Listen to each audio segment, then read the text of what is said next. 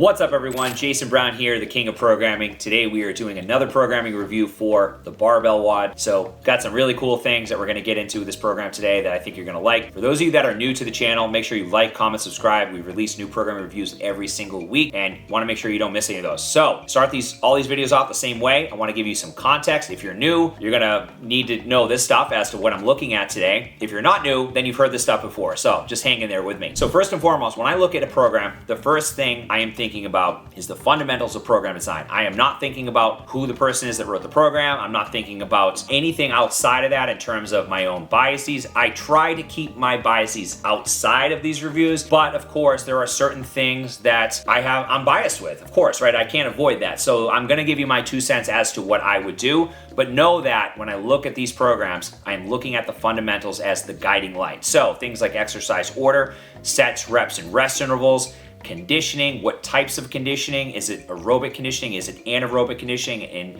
if it is one of those things, does the parameters for the programming align with that? Sometimes it does not. Oftentimes I see that, someone will say anaerobic and then it's actually more aerobic. So these are things that show me whether or not the coach has the knowledge to program those things correctly, because some of those things are make and break. Rest intervals are make and break when you are trying to program something more anaerobically demanding. So those are things to think about today. Another aspect to consider is who is the program for. This review is going to be for a program that someone that is highly concerned with Olympic lifting, has a CrossFit background, likely wants to improve at CrossFit, but to me, based on what I've seen, this looks like someone that's more interested in improving their Olympic lifts. And then CrossFit piece, the conditioning piece, is kind of like the thing we do at the end of each day, which in that space is perfectly expected, and I don't necessarily agree with that logic of trying to do conditioning and strength in the same training day, but that's another story, and again, that's my own bias. So I'm gonna look at whether or not this program is well organized and it aligns with all those things I just mentioned. So first and foremost, we have 3 days of training here. Now, you might be thinking, well, why is it only 3 days? Maybe this is geared towards someone that can only train 3 days per week, so we're trying to fit those things in. Now, I don't offer training programs that are only 3 days. I have other things on opposite days that might not be strength and power training. It might be more aerobic training, because I think that if someone is going to do something on those days, I'd rather give them some direction. Again, that's my own bias, and this program is not done that way, but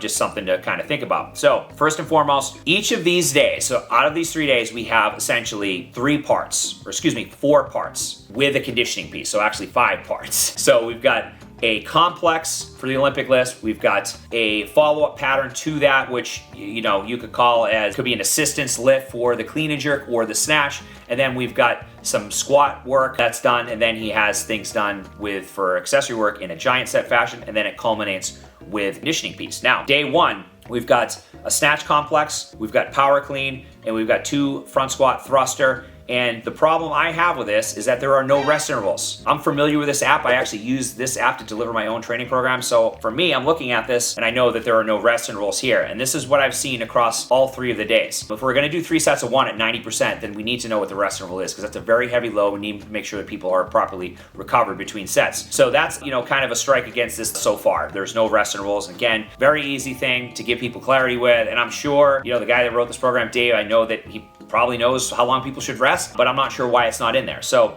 either way, it needs to be there. So when we get into the accessory work, it's a little bit clearer with rest. It tells you to rest 30 to 45 seconds between sets, and it says that after the first exercise, so I'm assuming that's between all exercises. As far as the programming goes, the exercise selection. Barbell glute hip thrust, I think, is a phenomenal movement. However, I don't like it done in the 5 rep range. And, not to say that you can't program it that way, you certainly can. I've seen people go very, very heavy loads for hip thrust, but what I've seen to be more practical for the greater good is going higher repetitions, because 1, the glute complex is made up predominantly of slow twitch muscle fibers, so they respond very well to higher reps. And number 2, when we go up and load, especially 5 reps range load, we tend to see people miss end range of motion. And this negates a critical aspect of the hip thrust, which is hip extension and getting full external rotation of the hips at the top of each rep. So when we tend to see is that people will sacrifice that for load, and that's not something I want as a coach. Especially most people, and males in particular, have underdeveloped glutes.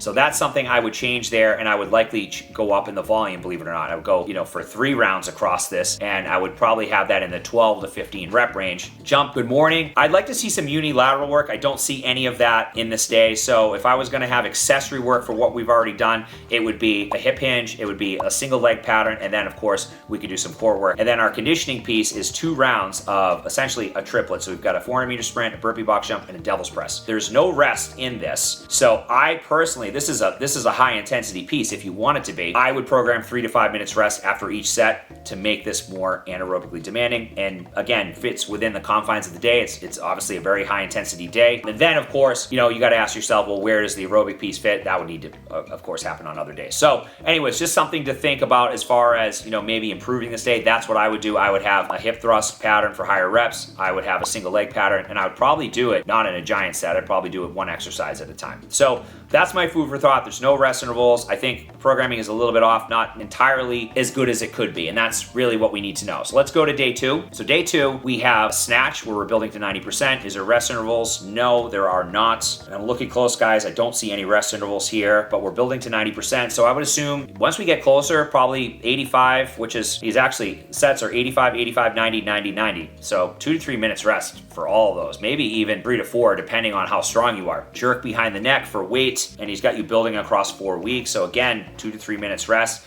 And then we've got another accessory giant set here with some twisting work. So anti-rotation, we're bracing at the anterior core and resisting rotation. We've got single arm landmine row and a single arm landmine press. I don't have anything wrong with this, but this program is very heavy in pressing. So I'd like to see some more direct biceps, more pulling work, some more more horizontal pulling. I think that would be a nice balance to add to this program because there is so much pressing. Now the snatch is not necessarily pressing, but very demanding on the shoulder joint. So again, that's how most CrossFit programs are, very demanding on the shoulder joint. And then this conditioning piece includes assault bike, burpee, and slam ball. So it's I don't really like the way it's structured. If I was gonna restructure this, I would again put a rest interval in, and I would go 21:59 of assault bike, sprint, burpee, and slam ball. Okay, 45 total reps for each. Keep in mind, we did burpee box jumps on Monday. And I know working with CrossFit people, they probably complain doing burpees on Monday and then again on Wednesday. So I probably go with something different altogether, okay? But I think for what this is attempting to be, the rep scheme is relatively low. I mean, there's only 18 burpees. For a competitive CrossFitter, they'll get through this pretty quickly. I would do 21:59 and I would rest after each set. So the 21, I'd probably rest 2 minutes. I actually probably rest 2 minutes after all of them. So 21 reps of each, rest 2 minutes, 15 reps of each, rest 2 minutes, 9 reps, and then you're done, and whatever your total time is. I do like that he's got a cool down, and overall, that's my 2 cents so far. So day 3, we've got another snatch complex. We've got cleans again, which to me would be a full clean. So we've got a full squat with that. 4 sets of 1, which again, building in weight, no rest intervals here. Back squat, 1, 3, 95%. Not really sure what that means other than you're doing 1 rep at 95% and then 3 reps at whatever. I'm not going to read through this and take you guys time, but my main gripe with this is there's no rest intervals, okay? So I don't necessarily have a problem with it, but I like to know how long to rest. Now, he's got a plyometric movement as third thing of the day today. So of the first 4 things, we've got a complex, we've got a clean, and then we've got back squat, and then we've got a plyometric variation. Can you do a plyometric that late in the session? The question is maybe. A textbook will tell you to do plyometrics early on, and I would agree in most cases. I think that it could certainly come earlier in the session and get a little bit bang for the buck, especially before a 95% back squat. But, if I'm saying that, I'm probably just nitpicking. I think that California Strength, I think they know what they're doing. I think that there could be more detail with this. And I think that the problem that I see is that we've got so much pressing in this programming and not enough direct arm work, direct upper back work. So inverted row, single arm kettlebell press, again, we probably don't need that pressing. I understand it's accessory movement, but there's so much pressing already. And then the conditioning piece consists of a couplet where we have essentially handstand push-ups with ascending reps, single arm dumbbell snatch with ascending reps. Now, CrossFit, you have a lot of times where you have movements that fatigue quickly, like a handstand push-up, where they ascend in with the rep scheme. And now, you can ask yourself, well, is that preparing you for CrossFit competitive situation? Maybe. I prefer to train more than I test. This would be more of a testing piece. So I would reverse that rep scheme. I think the rep scheme is probably too high as well. I mean, for most people, this type of volume, I'm not a mathematician, but that's a lot of volume, right? We got starting at 2 reps and going all the way up to 20 by 2.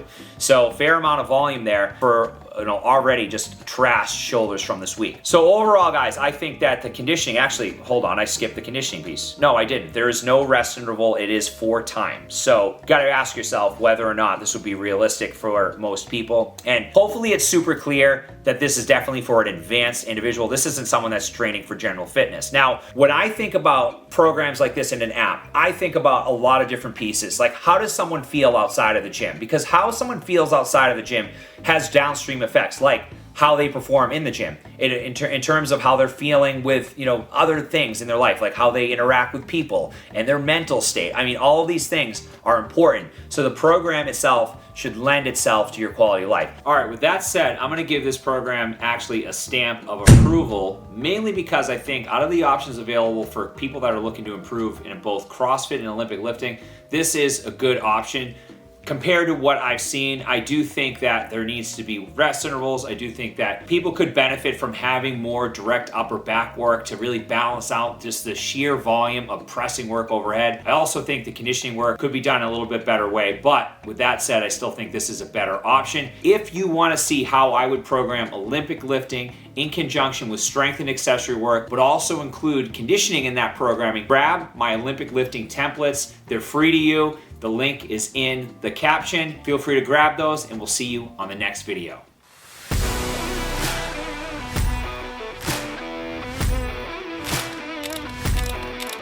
Best program available on the internet today. I think it's very difficult to find a trainer like Jason that... Since joining Everyday Heroes, I feel like I've stopped working out and actually started training.